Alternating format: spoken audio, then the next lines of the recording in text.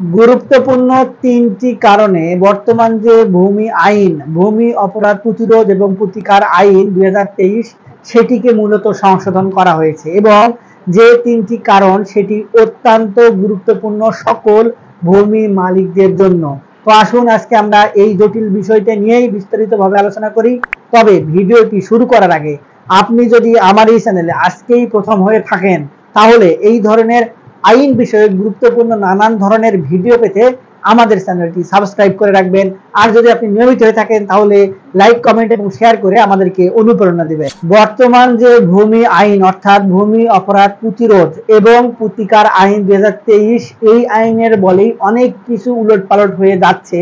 সেই আইনটির আসলে মূলত তিনটি স্পেসিফিক কারণে সংশোধন করে নতুন করে আবার সেটিকে সামনে আনা হয়েছে। আর এই কারণগুলোর মাঝেই অনেক ধরনের কারণ বিদ্যমান রয়েছে, যেগুলোকে প্রাথমিকভাবে 22টি সাব কারণ হিসেবে অন্তর্ভুক্ত করা হয়েছিল। তবে সেগুলো পরের ব্যাপার, কিন্তু আসলে মূল যে সমস্যা সেই সমস্যাগুলো কি এগুলো নিয়ে আলোচনা করলেই বাকি কারণগুলো কিন্তু এমনিতেই সবার সামনে উঠে আসে কিংবা সকলের যে সমস্যা এগুলোর মধ্যে অন্তর্ভুক্তি হয়। তাহলে প্রথমেই যদি আমরা আলোচনা করি তাহলে কোনো ব্যক্তি মালিকানাধীন সম্পত্তি কিংবা সরকারি খাস তালিকাভুক্ত কোনো সম্পত্তির যে সকল সম্পত্তি রয়েছে সেই সকল সম্পত্তি ও যে অরিজিনাল মালিক তার কাছে মালিকানা ফেরত দেওয়া কিংবা দখল বুঝে দেওয়াকেই প্রাধান্য দেওয়া হয়েছে সর্বপ্রথম। এখন এই যে সম্পত্তিগুলো অর্থাৎ ব্যক্তি মালিকানাধীন অনেক সম্পত্তি কিন্তু অনেকের কাছে বেদখল হয়েছিল, অনেকেই কিন্তু নানানভাবে ভোগ দখল করে আসছিল এবং অনেক সরকারি খাস জমি কিংবা স্বায়ত্তশাসিত কিংবা কোনো রাষ্ট্রায়ত্ত প্রতিষ্ঠানের অনেক জমি কিন্তু অনেকেই নানানভাবে ভোগ দখল করে আসছিল দীর্ঘদিন ধরে। এগুলোর কোনো সুষ্ঠু ব্যবস্থাপনা ছিল না। আপনার যে সরকারি ডিসি অফিস কিংবা ভূমি অফিসগুলোর কাছে এগুলোর তথ্য ছিল, কিন্তু বর্তমান পরিস্থিতি কি সেগুলো সম্পর্কে কোনো তাদের কাছে আপডেট তথ্য ছিল না। যার কারণে কিন্তু এই বিষয়টিকে প্রাধান্য দিয়ে ভূমি আইন পরবর্তীতে সংশোধন এবং সংযোজন করা হয়েছে এবং যার ফলে আপনার যে সকল ব্যক্তি এতদিন ধরে বিভিন্ন কায়দায় আপনার সম্পত্তিগুলো ভোগ দখল করে আসছিলেন, অর্থাৎ ও যে অরিজিনাল মালিক তাকে কোনোভাবে প্রতারিত করে কিংবা তাকে ভয়ভীতি দেখিয়ে সম্পত্তি যদি এতদিন ধরে কোনো ব্যক্তি ভোগ দখল করে থাকেন কিংবা আপনার রাজনৈতিক পাওয়ার খাটিয়ে যদি কোনো সরকারি প্রতিষ্ঠানের সম্পত্তি, খাস তালিকাভুক্ত সম্পত্তি, রাষ্ট্রায়ত্ত কোনো প্রতিষ্ঠানের সম্পত্তি এগুলোকে আসলে এতদিন যারা ভোগ দখল করছে সেই সকল আপনার ভূমিদস্যুদের থেকে উদ্ধার করে সরকার নিজের রাষ্ট্রের যে সকল কাজ সেগুলো কাজে ব্যবহার করবেন কিংবা নতুন করে এগুলোকে আবার লিজ ঘোষণা করবেন। যার কারণে কিন্তু এই ভূমি আইনটিকে তড়িঘড়ি করে খুব দ্রুত সময়ের মধ্যেই সংশোধন করে তারপরে বিল উপস্থাপন করে সংসদ থেকে চূড়ান্তভাবে পাশ করে এটিকে বাস্তবায়নের জন্য নির্দেশ প্রদান করা হয়। এরপরে আরেকটি গুরুত্বপূর্ণ কারণ হচ্ছে, কোনো ব্যক্তি যদি কোনো সম্পত্তির অধীনে কোনো জাল দলিল তৈরি করে কিংবা ভুয়া দলিল তৈরি করে কোনো সম্পত্তি ভোগ দখল করে তাহলে সেগুলো রোধ করা এবং এগুলো ব্যবহারের জন্য যে পেশি শক্তি অনেকে ব্যবহার করতেন সেই পেশি শক্তিকে রোধ করার জন্যই এই নতুন ভূমি আইন যে সেটিকে কিন্তু সংশোধন এবং সংযোজন করা হয়েছে এবং এগুলোর মাঝে কিন্তু অন্তর্নিহিত রয়েছে প্রায় 22 ধরনের সমস্যা, যে সমস্যাগুলো এই 3 শ্রেণীর সমস্যার মধ্যে পড়লেই বা এই ধরনের যে 3 শ্রেণীর সমস্যা রয়েছে সেগুলোকে সমাধান করলেই অটোমেটিক্যালি সমাধান হবে। অর্থাৎ কেউ যদি জাল দলিল তৈরি করে পরবর্তীতে কোনো সরকারি হোক আর ব্যক্তি মালিকানাধীন কোনো ব্যক্তির প্রতিষ্ঠান কিংবা সম্পত্তি হোক সেটি যদি ভোগ দখল করার চেষ্টা করে বা এতদিন যদি করে থাকে তাহলে সেই সম্পত্তিগুলোকে এই সকল ব্যক্তির থেকে মুক্ত করে তারপরে সেগুলোর যে অরিজিনাল মালিক তাদের কাছে ফেরত দেওয়াই কিন্তু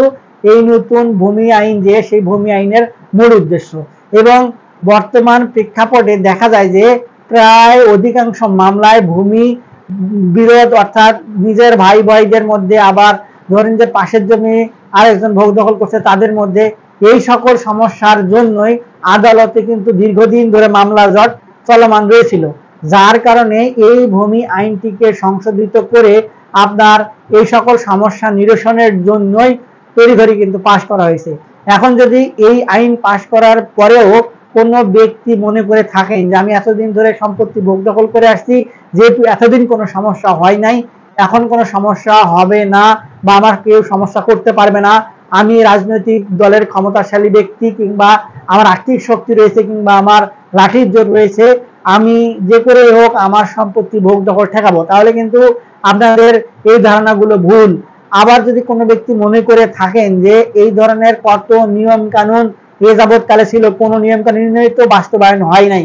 এখন আসলে ব্যাপারটা এমন যে কোনো ব্যক্তি যদি আইনের সুষ্ঠু প্রয়োগ করতে চায় কিংবা আইনের সুষ্ঠু ব্যবহার করে তার প্রতিকার নিতে চায় বা সেই আইনটি সুবিধা নিতে চায়, তাহলে কিন্তু আইন সর্বাত্মক চেষ্টা করে সেই সকল ব্যক্তিকে আইনের সুরক্ষা দেওয়ার। এতদিন আইন ছিল না, সুরক্ষা নেওয়ার কোনো সুযোগ ছিল না, এখন কিন্তু যেহেতু আইন তৈরি হয়ে গেছে, তাহলে যে ব্যক্তি এতদিন ধরে প্রতারিত কিংবা অবহেলিত হয়ে আসছিল এই ভুয়া দলিল কিংবা পেশি শক্তি আর্থিক শক্তির কারণে, সেই সকল ব্যক্তি যদি এখন এসে এই আইনের জন্য বা এই আইনের মাধ্যমে প্রতিকার পেতে চায়, তাহলে কিন্তু আপনার স্পেসিফিক ভাবে এই আইনেও আবার উল্লেখ করা হয়েছে যে আপনার স্পেসিফিক কিছু ম্যাজিস্ট্রেটদের কথা, যারা এই সকল বিষয় 90 দিনের মধ্যে সমাধান দেওয়ার চেষ্টা করবেন। আর যদি তারা 90 দিনের মধ্যে সমাধান না দেন, যদি গাফিলতি করেন, তাহলে তাদের বিরুদ্ধে বিভাগীয় ব্যবস্থা গ্রহণের জন্য ডিসি অফিসে অ্যাপ্লিকেশন করা যাবে কিংবা আদালতে অভিযোগ দায়ের করা যাবে। তাই এবারের বিষয়টা কিন্তু বিগত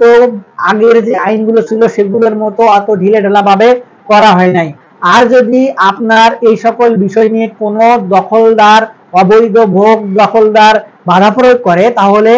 স্পেসিফিক ভাবে বলে দেওয়া হয়েছে যে এবারই সর্বপ্রথম দেওয়ানি কার্যবিধির সঙ্গে ফৌজদারি কার্যবিধির অ্যাটাচমেন্ট করে জেল জরিমানার কিংবা আপনার উভয় দণ্ডে দণ্ডিত করার কিন্তু ব্যবস্থা রাখা হয়েছে। আবার নতুন যে ভূমিমন্ত্রী নারায়ণ চন্দ্র দাস বলেছেন অলরেডি এই সকল আইন কিন্তু বাস্তবিক ক্ষেত্রে প্রয়োগ করা হবে। আমি আমার মন্ত্রণালয় স্বচ্ছ রাখতে চাই, আমাকেও আপনারা স্বচ্ছ রাখতে সহযোগিতা করবেন। আর এই সকল বিষয় নিয়ে আমরা সাধারণ জনগণ আসলে খুবই কম বুঝে থাকি, আইনের মার পেছে পড়ে অনেক সময় অনেক হয়রানি হইতে হয়। তাই এই সকল বিষয় থেকে বাঁচতে একজন ভালো আইনজীবীর পরামর্শ নিয়ে তারপরেই আপনার কিন্তু কোনো পদক্ষেপ গ্রহণ করা উচিত। আর যদি এই সকল বিষয় নিয়ে আমাদের থেকে কোনো কিছু জানার, বোঝার বা সহযোগিতার প্রয়োজন হয়, তাহলে